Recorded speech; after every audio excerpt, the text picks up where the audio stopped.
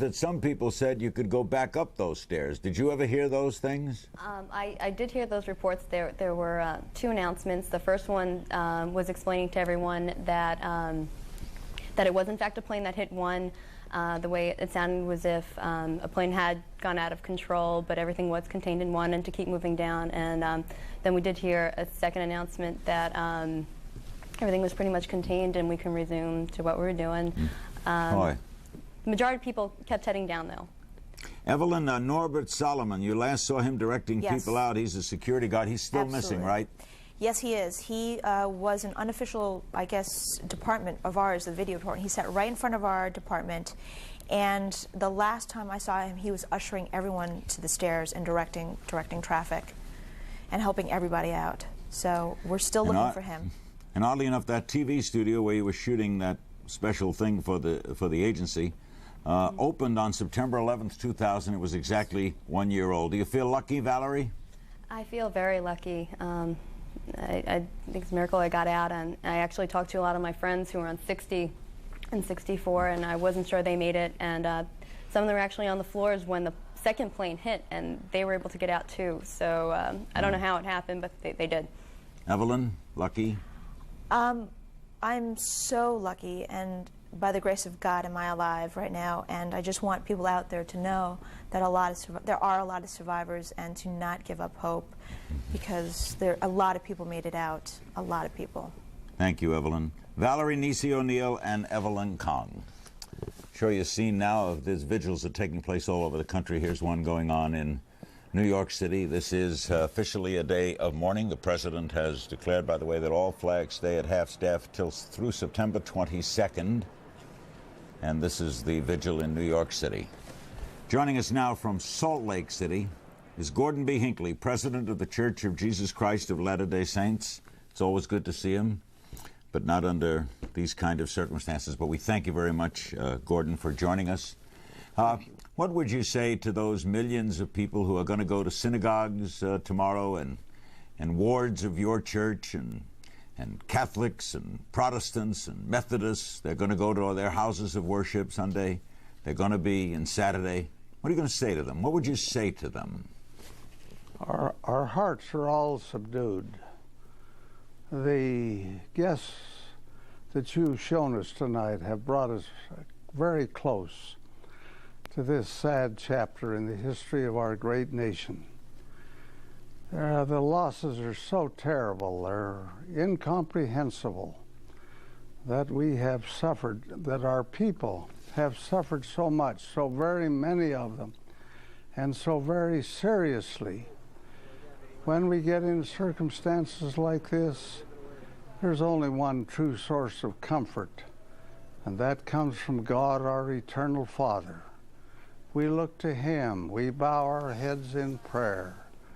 We plead with Him in behalf of those who have gone, and their loved ones who are left, and those who are wounded, all of whom have suffered so immensely.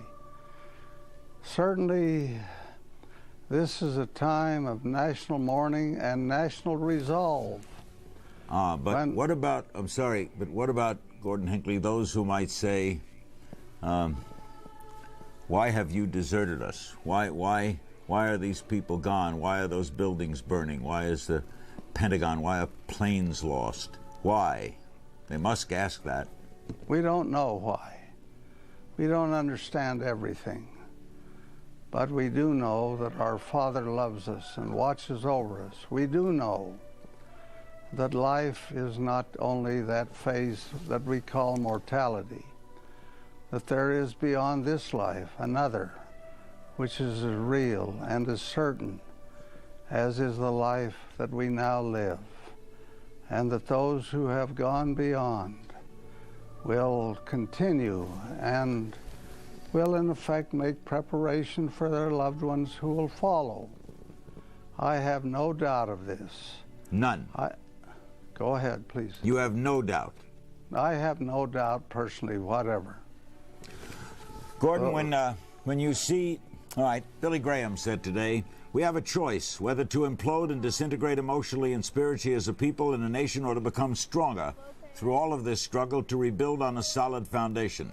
What, though, Gordon, do you say to parishioners who say, "What do I do with my anger?" Well, you live with it. You try to subdue it. You calm your emotions if you can do so. You plead with the Lord to bless you with a sense of self-control and an overriding faith that in spite of all of this terrible tragedy, there is hope, there is assurance, there is peace, there is comfort in the word of the Lord, who said, "I am the resurrection and the life. He that believeth in me, though he were dead, yet shall he live. And he that liveth and believeth in me shall never die." Our guest, if you're just joining us, is Gordon B. Hinckley, President of the Church of Jesus Christ of Latter-day Saints. We're going to include some phone calls for President Hinckley. Houston, Texas. Hello. Hello, Larry. I'd like to ask the Reverend that does it bother him that a lot of the people that have committed these acts hide behind their religion as their reason? Yes, the people doing it say they believe in God and they love their God. Of course it bothers me. It troubles me very greatly. I think that religion offers no shield for wickedness, for evil, for those kinds of things. The God in whom I believe does not foster this kind of action. He is a God of mercy. He is a God of love. He is a God of peace and reassurance. And I look to him in times such as this as a comfort and a source of strength and reassurance. President Hinckley, though, couldn't he have prevented this? Oh, I suppose so. I believe he's all-powerful, yes. I don't know his will. I don't know how he operates. His wisdom is greater than mine. He sees beyond what I see. But I have confidence, overwhelming confidence, in the fact that he who sees life in its true and eternal sense will provide for those who suffer as these people have suffered as a result of this atrocity which has been committed against the nation which we love. I know you know the president. I know you know his father. What did you think of what he had to say today, and what did you think of that whole service at the National Cathedral? I thought it was beautiful. I thought it was very expressive. I think the president has done the right thing. I think that his words will bring reassurance to the people of America, and particularly to those who have suffered such terrible losses. And certainly, he's done the right thing in bringing that assurance. God loves us. He loves his children. And he will provide for us. I have no doubt of that. We face terrible sorrows. None of us can understand the enormity, the attention of those on those planes, for instance, who were headed for crashes. None of us can understand the feelings of those innocent people in those buildings which were taken down. But with all of that, for those who are left, for those who are wounded, I bring you a message of peace and hope and comfort. That comfort which comes not from man, but from God himself, who is the Father of us all, and who loves us. That message comes while you weep. Yes, it comes while I weep. My heart reaches out in sorrow as I listen to the people you've interviewed tonight, and particularly Mr. Olson. I was touched to the bottom of my heart by the terrible price which has been taken in terms of the loss of his beloved companion. But I have no doubt, none whatever, of the fact that life is eternal, that we are immortal beings, and that when we step over the threshold from this life to the next, it will be for those who do that a pleasant and uplifting and wonderful experience. Brooklyn, New York, for President Hinckley. Hello. Yes, hello, Larry. I'd like to ask President Hinckley, as a man of God, how he feels about these men that committed these atrocities against us. Well, I feel terrible about them. I just think that they've done the worst kind of thing that anyone can conceive of. It is a terrible thing which they've done, and they'll stand before the bar of God and be judged by Him who knows all things. And I think His judgment will be sure and certain and most condemnatory concerning the things which they have done to this nation, as they did last Tuesday. Do you forgive them? Well, I don't carry in my heart malice toward anyone. I believe that justice must prevail. If there has been wickedness, if there has been evil, we will pay for it. Justice will exact its toll, and God will hold us accountable for that which we will do. We shall be answerable for that, for our behavior.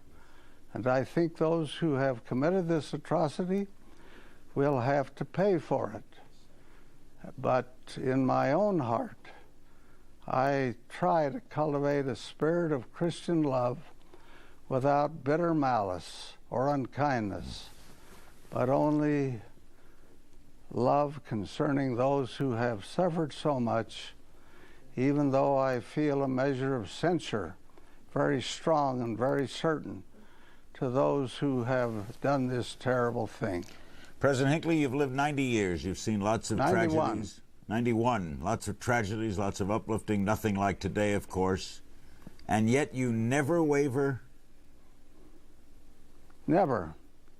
I have an absolutely solid faith concerning the eternity of life, concerning the fact that we're all sons and daughters of God, regardless of our religious persuasion, regardless of our nationality. We are sons and daughters of God. He expects good things of us. He expects us to live lives of accountability and of the right kind of pursuits, not to be destructive, not to be evil, but to rise above these terrible things and deport ourselves in a manner that will bless mankind and bring to pass that peace which all the world longs for. President Hinckley, we thank you very much for being with us. Your words have been inspiring. We know that millions will be going, maybe in record-breaking numbers, this weekend to their houses of worship. And we know you are there in spirit with all of them. Thank you very, very much, Larry. President Gordon B. Hinckley, the President of the Church of Jesus Christ of Latter-day Saints from Salt Lake City. We will be with you with live editions of Larry King Live, both Saturday and Sunday nights.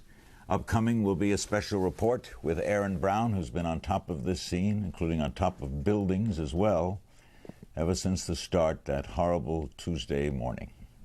As we leave you, we offer the highlights from the National Cathedral, the singing of America the Beautiful. I'm Larry King. For all of our guests, God bless.